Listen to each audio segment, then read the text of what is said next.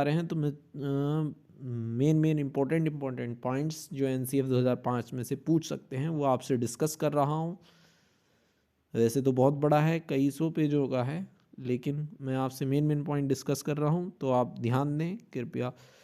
और अच्छा लगे तो लाइक करें, सब्सक्राइब करें और कमेंट करें। कोई भी रिलेटेड डाउट हो तो शुरू करते हैं हम एनसीएफ 2005। एनसीएफ 2005 की अगर हम बात करें तो ये राष्ट्रीय पाठ्यक्रम रूपरेखा से तात्पर्य है नेशनल करिकुलम फ्रेमवर्क 2005। इंग्लिश में है एनसीएफ की full form national curriculum framework 2005 में आया था। राष्ट्रीय पाठ्यचर्या रूपरेखा से तात्पर्य है जो प्राथमिक एवं माध्यमिक स्तर की शिक्षा के लिए पाठ्यक्रम का निर्धारण किया गया है। क्या है एनसीएफ? जो प्राथमिक या फिर माध्यमिक स्तर की शिक्षा के लिए एक पाठ्यक्रम का निर्धारण किया गया है। एनसीएफ 2005 का निर्माण करने वाली संस्था की अगर हम बात करें तो वो संस्था है NCERT, national council of education research and training. Direct कई बार आपसे एनसीईआरटी की फुल फॉर्म भी पूछ लेता है। इसको निर्माण करने वाली एनसीएफ बनाने वाली संस्था का नाम क्या था? एनसीईआरटी। इसका मुख्यालय नई दिल्ली में है। एनसीएफ 2005 की हम बात करें तो वर्तमान की शिक्षा का सर्वाधिक नवीनतम रूप है। जो आज जो हम शिक्षा पढ़ रहे हैं या शिक्षा ग्रहण कर रहे हैं उसका सबसे नया रूप जो है वो क्या है? एनसीएफ 2005। एनसीईआरटी की कार्यकारिणी ने 14 एवं 19 जुलाई 2004 की बैठकों में एनसीएफ को संशोधित करने का निर्णय लिया। एनसीएफ 2005 एक संशोधित रूप है किसका? एनसीएफ 2000 का। एनसीएफ 2005 के निर्माण का आधार 1993 का शिक्षा बिना बोझ के आधार क्या है? एनसीएफ 2005 के निर्माण का वह है 1993 में जो एक टैग दिया गया था शिक्षा बिना बोझ के। तो एनसीएफ की समीक्षा की सिफारिश एमएचआरडी, एक एमएचआरडी डिपार्टमेंट कहलाता है, मानव संसाधन एवं विकास मंत्रालय जो अब एजुकेशन मिनिस्ट्री कहलाता है, वो करती है इस समीक्षा की सिफारिश। एनसीएफ 2005 के निर्माण के लिए प्रोफेसर यशपाल की अध्यक्षता में एक संचालन समिति और 21 राष्ट्रीय फोकस समूहों का गठन किया गया था। एनसीएफ 2005 के जब निर्माण के लिए क्या करा गया था? एक तो प्रोफेसर यशपाल साहब थे, उनकी अध्यक्षता में एक संचालन समिति बनाई गई थी और 21 राष्ट्रीय फोकस समूहों का गठन किया गया था। संशोधित दस्तावेज थे 2005 के, वो रविन्द्रनाथ टैगोर जी के निबंध सभ्यता और प्रगति से आरंभ होता है। संशोधित दस्तावेज जो है एनसीएफ 2005 का वो रविन्द्रनाथ टैगोर जी का जो निबंध था सभ्यता और प्रगति से आरंभ होता है, जिसमें कवि गुरु हमें याद दिलाते हैं, जिसमें कवि गुरु जो हैं ये हमारे गुरुदेव भी कहते हैं रविन्द्रनाथ टैगोर जी को। तो वो हमें याद दिलाते हैं कि सृजनात्मकता, क्रिएटिविटी और उदार आनंद बचपन की कुंजी है। सृजनात्मकता और उदार आनंद बचपन की कुंजी है और नासमझ व्यासक संसार द्वारा उसकी विकृति का खतरा है। विज्ञान के शिक्षण में इस तरह की तब्दीली की जानी चाहिए कि यह हर बच्चे को अपने रोज़ के अनुभवों को जांचने और उनका विश्लेषण करने में सक्षम बनाए। एनसीएफ में विज्ञान की शिक्षा के बारे में क्या कहा गया कि विज्ञान के शिक्षण में इस तरह की तब्दीली की जानी चाहिए कि यह हर बच्चे को अपने रोज़ के अनुभवों को जांचने और उनका विश्लेषण करने में सक्षम बनाए, कि वह अपने रोज़ के जो उसके अनुभव हैं, जो एक्सपीरियंस वह गेन करता है, उनको क्या कर सके, वो जांच सके और उनका विश्लेषण करने में सक्षम बने। ये विज्ञान के शिक्षण पर एनसीएफ के द्वारा प्रभाव दिया गया था या फिर जोर दिया गया था। सामाजिक विज्ञान के अगर संदर्भ में बात करें हम एनसीएफ की, तो सामाजिक विज्ञान के पाठ्यचर्या के इस दस्तावेज द्वारा प्रस्तावित उपागम ज्ञान के क्षेत्रों की विशिष्ट सीमाओं को पहचानता है। सामाजिक विज्ञान में पाठ्यचर्या के इस दस्तावेज द्वारा प्रस्तावित उपागम ज्ञान के क्षेत्रों की विशिष्ट सीमाओं को पहचानता है। एसएसटी के सारे पहलुओं में जेंडर के संदर्भ में न्याय और अनुसूचित जाति तथा जनजाति के मसलों को लेकर जागरूकता तथा अल्पसंख्यक संवेदनशीलता के प्रति सजगता होनी चाहिए। ये सामाजिक विज्ञान में बताया है एनसीएफ 2005 में। सामाजिक विज्ञान में क्या होना चाहिए, सामाजिक विज्ञान के पाठ्यक्रम में या पाठ्यचर्या के इस दस्तावेज द्वारा प्रस्तावित उपागम ज्ञान के क्षेत्रों की विशिष्ट सीमाओं को पहचानता है।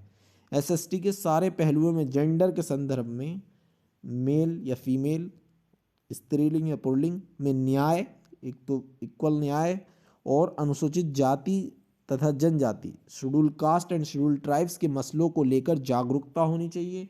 क्या क्या अधिकार हैं उनके पास, क्या क्या उन्हें संविधान की तरफ से अधिकार मिले हुए हैं, कैसे हम उनको अपलिफ्ट कर सकते हैं, तथा अल्पसंख्यक संवेदनशीलता के प्रति सजगता होनी चाहिए। स्वास्थ्य, शारीरिक शिक्षा व मध्याह्न भोजन, गायन, नृत्य, कला, नाटक में लड़कों के बराबर लड़कियों को महत्व प्रदान करना। चट्टोपाध्याय कमीशन 1984 द्वारा सुझाए गए पेशेवर मानकों में ढीलापन लाने की हाल की प्रवृत्ति को रोकने के लिए शिक्षक प्रशिक्षण में क्रांतिकारी परिवर्तन की ज़रूरत है। पाठ्यचर्या को नवीकृत करने के लिए सबसे ज़रूरी व्यवस्थागत कदम होगा परीक्षाओं में सुधार। 10वीं की परीक्षा ऐच्छिक हो। एनसीएफ 2005 के अंतर्गत दूसरे उद्देश्य के रूप में ज्ञान की प्रकृति एवं बालक के सीखने की क्षमता उसकी अधिगम प्रणाली एवं स्तर के अनुरूप होनी चाहिए तथा इस पर जोर दिया जाना चाहिए। राष्ट्रीय शिक्षा नीति का निर्माण स्वतंत्रता पश्चात 1986 में प्रस्तावित किया गया था और राष्ट्रीय पाठ्यचर्या को शिक्षा की राष्ट्रीय व्यवस्था विकसित करने का एक साधन होना चाहिए जो भारतीय संविधान में राष्ट्रीय निर्माण के दर्शन को अपनी आधार भूमि माने। एनसीएफ 2005 के 5 प्रमुख सिद्धांतों की अगर हम बात करें तो ये 5 प्रमुख सिद्धांत हैं। 5 प्रमुख सिद्धांत हैं। विद्यालय के ज्ञान को बाहर के जीवन से जोड़ना। पहला जो प्रमुख सिद्धांत है, इम्पोर्टेंट है, मोस्ट इम्पोर्टेंट है, इनके आने के चांस होते हैं, डायरेक्ट पूछ लेता है कई बार। विद्यालय के ज्ञान को बाहर के जीवन से जोड़ना। शिक्षा पूर्ण रूप से रटन प्रणाली से मुक्त हो। रटने से कि बालक रटे नहीं, शिक्षा उससे पूरी तरीके से मुक्त हो जाए, तो क्या है, समझने वाला हो, कॉन्सेप्ट डेवलप करने वाला हो बच्चा। पाठ्यचर्या इस प्रकार संबंधित हो कि बालक का चहुमुखी विकास हो, बजाय पाठ्यपुस्तक केंद्रित हो, कि सिर्फ पाठ्यपुस्तक में जो पढ़ा रहे हैं सिर्फ उस पर ही फोकस ना हो बालक का, जो चहुमुखी विकास होना चाहिए। उसका विकास के सामाजिक तौर पर भी ये सशक्त बने, अपने क्या बोलते हैं, और आर्थिक तौर पर भी, सामाजिक तौर पर भी, और स्कूल की एकेडमिक तौर पर तो हुई, पाठ्यपुस्तक केंद्रित तो हुई, उसके साथ साथ बाकी की चीज़ों में भी उसका क्या हो, चहुमुखी विकास हो। परीक्षा को अधिक से अधिक लचीला बनाया जाए और कक्षा की गतिविधियों से जोड़ना। परीक्षा को अधिक से अधिक लचीला बनाया जाए कि बच्चे फेल ना हो, डर ना हो, एक हावी ना हो परीक्षा उनके ऊपर, और क्या है, कक्षा की गतिविधियों से जोड़ना। बच्चे को कक्षा की गतिविधियों से जोड़ा जाए। एक ऐसी लास्ट ये सिद्धांत जो है वो है एनसीएफ 2005 का, कि एक ऐसी अधिभावी पहचान का विकास जिसमें प्रजातांत्रिक राज्य व्यवस्था के अंतर्गत राष्ट्रीय चिंताएं सम्माहित हो। एक ऐसी अभिभावी पहचान का विकास किया जाए जिसमें प्रजातांत्रिक राज्य व्यवस्था के अंतर्गत राष्ट्रीय चिंताएं समाहित हों। एनसीएफ की 2005 की विशेषताओं की बात करें हम तो राष्ट्रीय पाठ्यचर्या रूपरेखा में प्रत्येक छात्र हेतु शिक्षा के लिए उनके कम से कम स्तर को सुनिश्चित किया जाना चाहिए। कि राष्ट्रीय पाठ्यचर्या रूपरेखा में प्रत्येक छात्र हेतु शिक्षा के लिए उनके कम से कम स्तर को सुनिश्चित किया जाना। इस पाठ्यचर्या के अंतर्गत संपूर्ण देश में 10+2+3 की शिक्षा की व्यवस्था की गई। एनसीएफ में ये बताई गई, नई शिक्षा नीति में चेंज हो गई। तो क्या थी इसके अंतर्गत, एनसीएफ 2005 के अंतर्गत संपूर्ण देश में 10+2+3 की शिक्षा की व्यवस्था की गई है। 10+2 का मतलब पहले 10th करे, फिर 10+2 12th करे, फिर 3 साल की ग्रेजुएशन करे, तो ये 10+2+3 हो गई, समझे। तो इस राष्ट्रीय पाठ्यक्रम रूपरेखा की मुख्य विषय वस्तु बच्चों के बैग के बोझ को कम करना है। जो मुख्य विशेषता है एनसीएफ 2005 की वह ये है कि इस राष्ट्रीय पाठ्यक्रम रूपरेखा की मुख्य विषय वस्तु बच्चे के बैग के बोझ को कम करना। लर्निंग विदाउट बर्डन, ये मेन विशेषताओं में से एक विशेषता है, इस राष्ट्रीय पाठ्यक्रम रूपरेखा में यह घोषणा की गई है कि प्रत्येक 5 वर्ष के पश्चात पाठ्यक्रम स्तर का पुनर्निरीक्षण किया जाएगा एवं उसमें आवश्यकता अनुसार संशोधन भी किया जाएगा।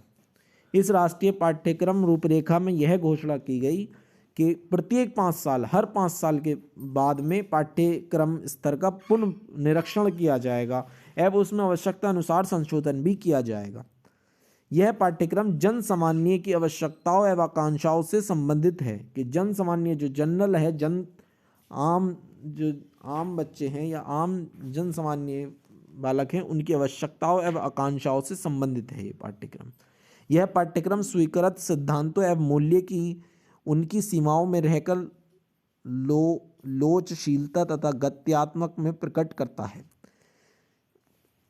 इसमें सामाजिक न्याय, प्रजातांत्रिक मूल्यों, राष्ट्रीय एवं भावनात्मक एकता के विकास पर मुख्य रूप से बल दिया जाता है। एनसीएफ के अंदर क्या सामाजिक न्याय, प्रजातांत्रिक मूल्यों, राष्ट्रीय एवं भावनात्मक एकता के विकास पर मुख्य रूप से बल दिया जाता है। एनसीएफ 2005 में निभाषा सूत्र मातृभाषा, राष्ट्रभाषा या राजभाषा तथा अंग्रेजी को प्रमुखता से रखा गया है। एनसीएफ 2005 में जो है ये मातृभाषा, राष्ट्रभाषा या राजभाषा तथा अंग्रेजी को प्रमुखता से रखा गया है। पढ़ना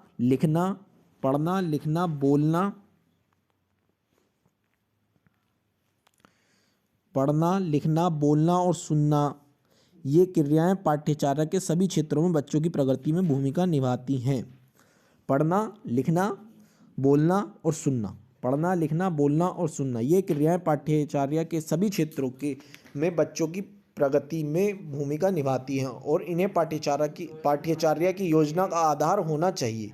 गणित की शिक्षा की अगर हम बात करें तो ऐसी होनी चाहिए जिससे बच्चों के वह संसाधन समृद्ध हों जो चिंतन और तर्क में अमूर्तनों की संकल्पना करने में और उनका व्यवहार करने में, समस्याओं को सूत्रबद्ध करने और सुलझाने में उनकी सहायता करें।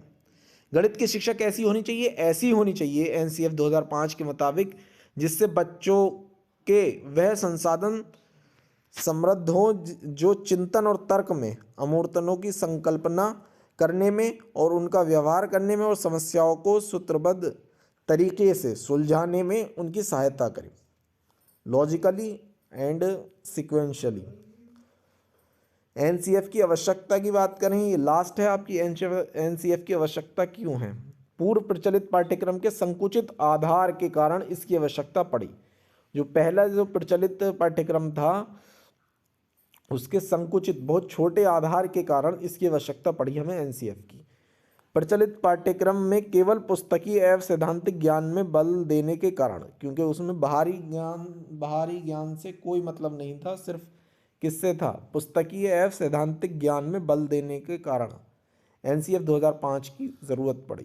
पूर्व प्रचलित पाठ्यक्रम का जीवन से जुड़ाव ना होने के कारण, क्योंकि जीवन से कोई जुड़ाव नहीं था, जबकि एनसीएफ में क्या है कि बच्चे को ज़्यादा से ज़्यादा जीवन पे जोड़ दो कि डेली लाइफ में जो भी कुछ वो सीखता है उसको रिलेट कर सके अपनी पढ़ाई से।